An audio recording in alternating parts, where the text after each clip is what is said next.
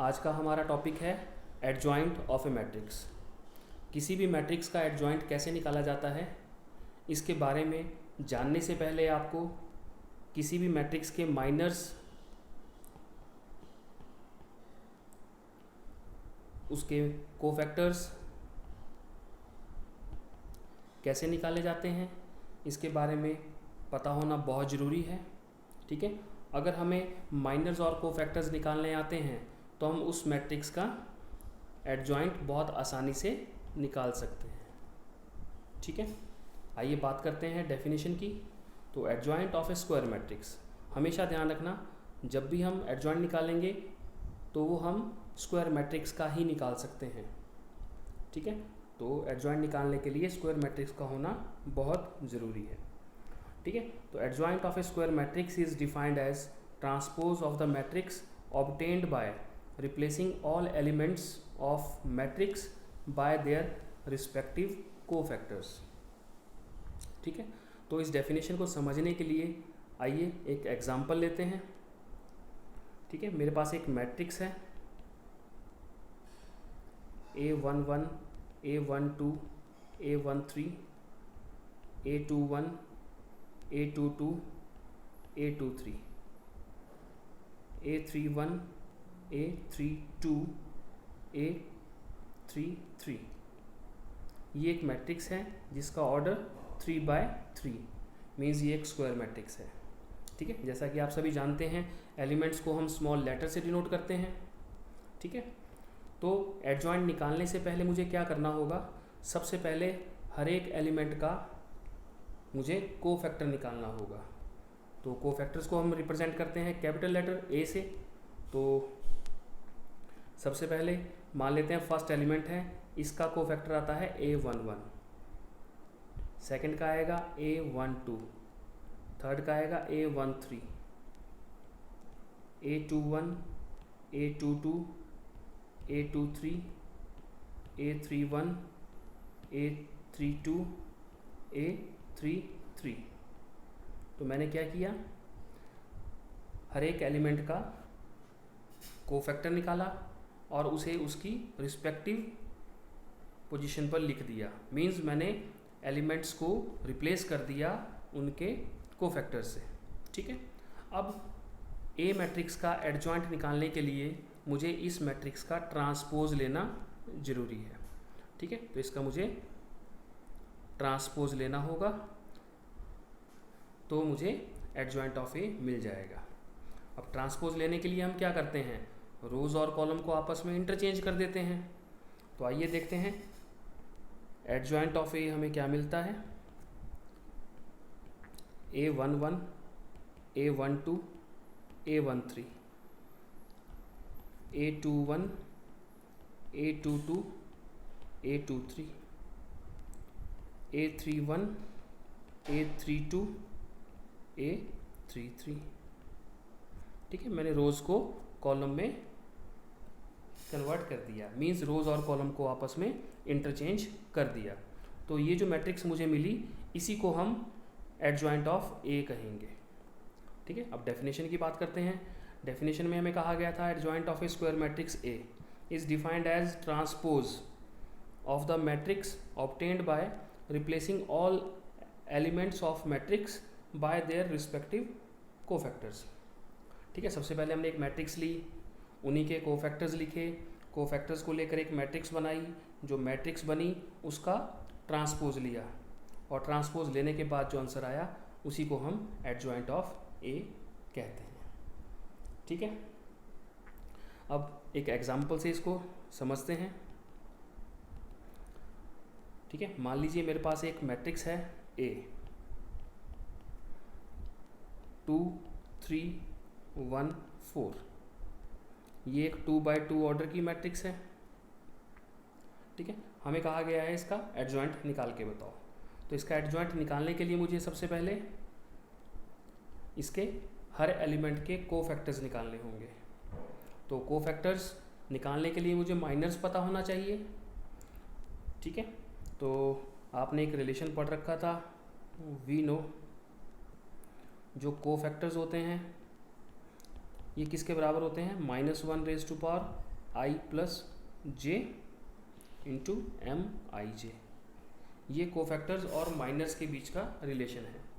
तो सबसे पहले बात करते हैं फर्स्ट एलिमेंट, ठीक है, फर्स्ट रो फर्स्ट कॉलम, ठीक है, इसका माइनर क्या रहेगा, ठीक है। तो हम क्या करेंगे, सबसे पहले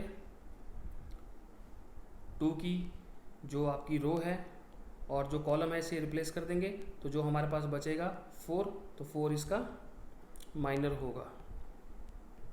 अब 4 माइनर आ गया है, तो इसका मतलब है इसका कोफैक्टर कितना होगा, A11, तो -1 रेज टू पावर 1 + 1 इंटू 4, तो ये बन जाएगा आपके पास -1 रेज टू पावर 2 इंटू 4, ठीक है। तो हम कह सकते हैं फर्स्ट कोफैक्टर हमें मिल गया 4। अब हम निकालेंगे सेकंड एलिमेंट, यानी कि first row second element, first row second column M12, ठीक है। तो इसके लिए हमें क्या करना होगा, फर्स्ट रो और जो सेकंड कॉलम है से हाइड करना होगा, तो जो एलिमेंट बचेगा आपके पास 1, उसे आप माइनर कहेंगे इसका, तो माइनर आ जाएगा आपके पास 1। तो यहाँ से हम इसका कोफैक्टर निकालेंगे, A12 is equal to -1 raise to power 1 + 2 into 1, ये बन जाएगा आपके पास -1 raise to power 3 into 1, that is -1। Similarly हम बाकी भी निकाल देंगे, सेकेंड रो फर्स्ट कॉलम, तो यहाँ से ये आपके पास आएगा 3, तो यहाँ से इसका कोफैक्टर क्या बन जाएगा, -1 raise to power 2 + 1 into 3, that is -3 आ जाएगा। यहाँ से अब हम सेकेंड रो सेकेंड कॉलम, ठीक है, तो इसका जो माइनर आएगा वो आएगा 2, तो यहाँ से इसका कोफैक्टर निकालेंगे, -1 रेज टू पावर 2 + 2 इंटू 2, तो ये बन जाएगा आपके पास -1 raise to power 4 into 2, that is 2, ठीक है। हमें सारे कोफैक्टर्स मिल चुके हैं, अब हमें निकालना है एडजॉइंट। तो एडजॉइंट ऑफ A किसके बराबर होगा, सबसे पहले हम क्या करेंगे, सारे कोफैक्टर्स की एक मैट्रिक्स बनाएंगे। तो हमारे पास मैट्रिक्स क्या थी, A11 कितना आया था आपके पास, A11 था आपके पास 4, A12 था आपके पास -1, A21 -3 और A22 2। ये हमने कोफैक्टर्स की एक मैट्रिक्स बनाई। इसके बाद हम इसका ट्रांसपोज लेंगे, ट्रांसपोज लेने के बाद क्या होगा, रोज़ और कॉलम आपस में इंटरचेंज हो जाएंगे। तो हमारे पास जो एडजॉइंट ऑफ A आएगा वो आएगा 4 -1 -3 2, ठीक है। ये हमारा आंसर है, जो गिवन मैट्रिक्स थी हमारे पास उसका हमने एडजॉइंट निकाल दिया। अब इसी 2x2 मैट्रिक्स का हम एडजॉइंट निकालेंगे बाय शॉर्टकट मेथड, ठीक है,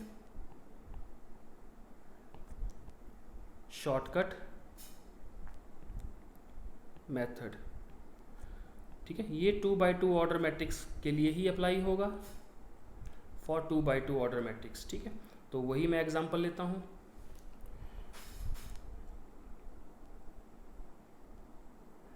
हमारे पास मैट्रिक्स दे रखी थी 2 3 1 4, ठीक है।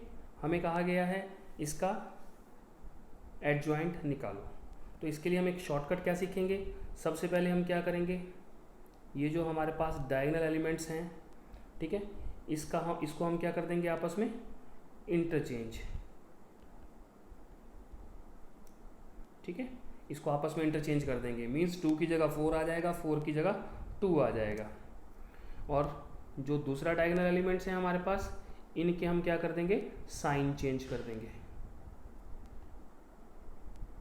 ठीक है, साइन चेंज कर देंगे। मीन्स 1 की जगह -1 लिखेंगे, 3 की जगह -3 लिखेंगे, तो हमें एडजॉइंट ऑफ ए डायरेक्टली मिल जाएगा।